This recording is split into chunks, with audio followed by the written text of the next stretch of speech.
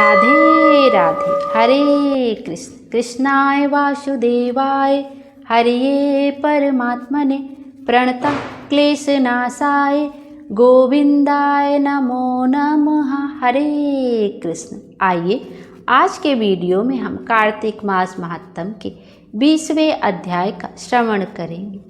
दैत्य गुरु शुक्राचार्य ने राजा बलि को बौने ब्रह्मचारी रूप में भगवान के आने का कारण बतलाते हुए कहा, हे राजा बलि, तुम्हारा राज्य प्राप्त करने के लिए ही अदिति के गर्भ से जन्म लेकर भगवान विष्णु स्वयं इस रूप में तुम्हारे यज्ञ में आए हैं।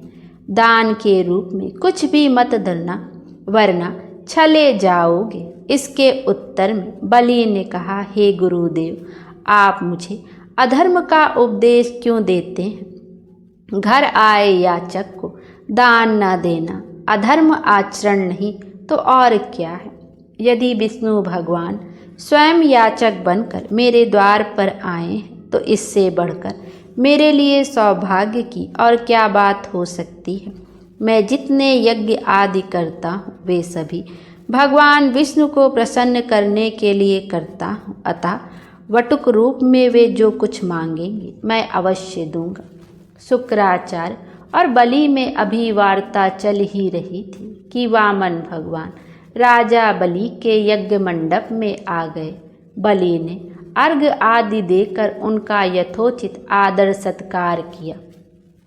फिर हाथ जोड़कर बोला, हे नाथ, आपके दर्शन पाकर मैं कृतार्थ हो गया।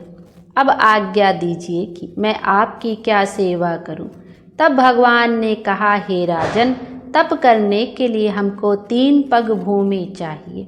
यह सुनकर राजा बलि ने हंसकर कहा, हे वटुक, तुमने यह क्या मांगा? कुछ धन, ग्राम, शहर, हाथी तथा घोड़े आदि मांगे होते। यह सुनकर वामन भगवान बोले, हे दैत्यराज, मुझे किसी प्रकार का प्रलोभन नहीं। मुझे तो तप के लिए केवल 3 पग भूमि ही चाहिए। हे राजन, यह पृथ्वी सदैव किसी के पास नहीं रहती। सारी पृथ्वी को भोगने वाले मानधाता जैसे राजा आज कहाँ हैं? अतः मुझे अधिक लोभ नहीं, मात्र 3 पग भूमि ही चाहिए।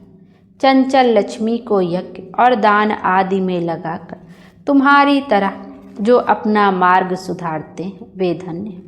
भूमि दान से उत्तम ना कोई दान हुआ है, ना कोई आगे होगा। अतः हे दानवीर राजा, मुझे मात्र 3 पग भूमि दे दीजिए। भगवान विष्णु ने राजा बलि को समझाते हुए आगे कहा, हे राजा बलि, इस संबंध में मैं तुम्हें एक प्राचीन इतिहास सुनाता हूँ, ध्यान पूर्वक सुनो। पहले ब्रह्मकल्प में भद्रमती नाम का एक दरिद्र ब्राह्मण था। उसके श्रुता, सिंधु, यशोमती, शोभा, कामनी तथा मालिनी नामक 6 स्त्रियां तथा अनेक पुत्र थे। जब दरिद्रता के कारण सभी भूख से अत्यंत दुखी हो गए, तब वह ब्राह्मण साकुटुम्ब कौशाम्बी नामक नगरी में चला गया। वहां जाकर भद्रमती ने सुघोष नामक एक धनी ब्राह्मण से 5 पग भूमि मांगी, जो उसने दे दी। इसी 5 पद भूमि के दान के कारण उस सुघोष नामक ब्राह्मण को विष्णु का परम पद प्राप्त हुआ। तत्पश्चात एक अन्य ब्राह्मण के मांगने पर भद्रमती ने वह दान में मिली हुई 5 पद भूमि उसे दान में दे दी। इससे भद्रमती को मोक्ष की प्राप्ति हुई। इसी कारण कहता हूँ, हे राजन, मुझे भी 3 पग भूमि दे दो, जिससे उसे किसी को देकर मैं भी मोक्ष का साधन प्राप्त कर सकूं। वामन भगवान के द्वारा प्रेरित करने पर राजा बलि गंगा सागर अर्थात टूटी वाला लोटा लेकर भूमि का संकल्प करने को तैयार हो गए। तब शुक्राचार्य जी तपोबल से अपना सूक्ष्म रूप बनाकर राजा बलि को संकल्प करने से रोकने के लिए गंगा सागर की टूटी में जल रोक कर बैठ गए।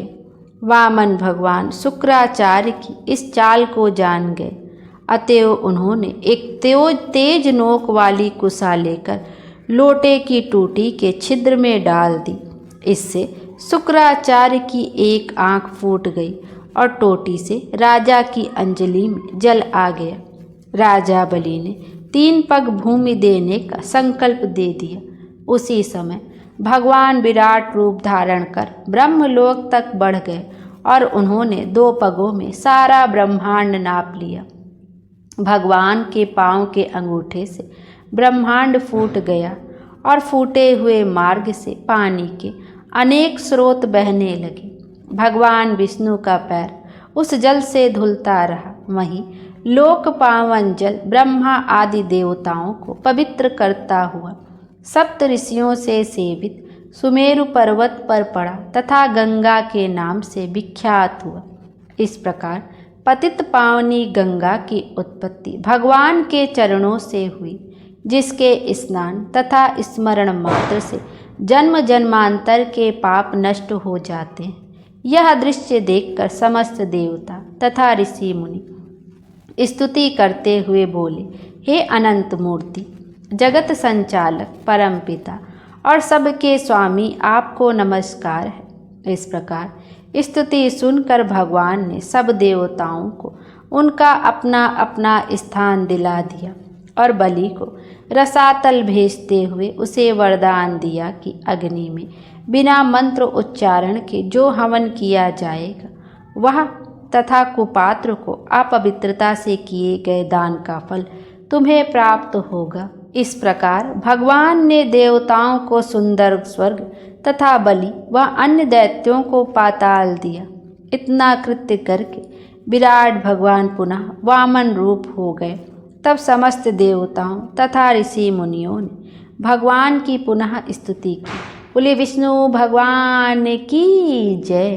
20वां अध्याय यहीं पर समाप्त हुआ। भगवान विष्णु हम सबकी मनोकामना पूर्ण करें और हमारे जीवन को खुशियों से भर दे। Thank you.